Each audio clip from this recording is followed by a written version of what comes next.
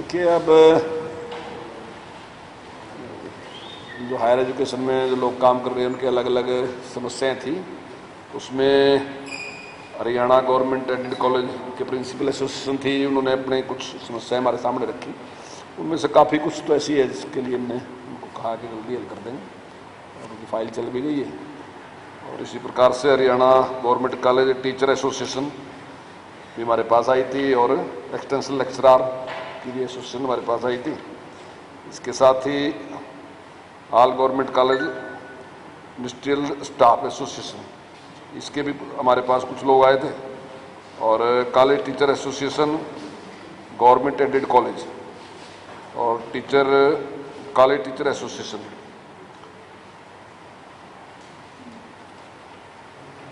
Government aided college के दूसरी 3 union है इनकी, वो तीनों यूनियन हमारे पास आई थी। और एक प्रारंभ का भी एक विषय था।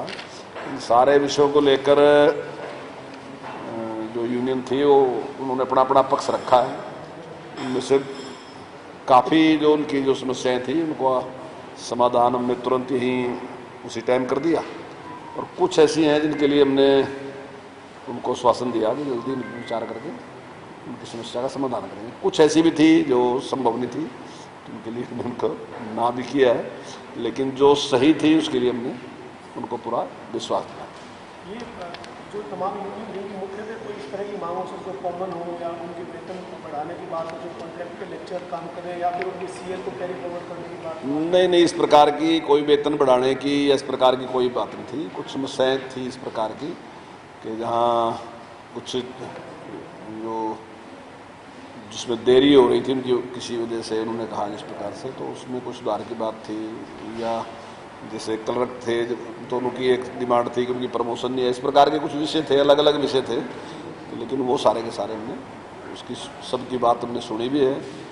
और हमारे एससी साहब और डायरेक्टर साहब ने उन समस्याओं का या तो समाधान कर दिया या कुछ रही तो उनका आश्वासन दिया, और कुछ जो प्रैक्टिकल नहीं थी उनके बारे में कहा कि संभव नहीं। सर, नई शिक्षा नीति के मामले में जैसा माननीय प्रधानमंत्री जी ने कहा कि 2030 तक उसको लागू करना, तो माननीय मुख्यमंत्री जी ने कहा कि हम 2025 तक उसको लागू कर देंगे।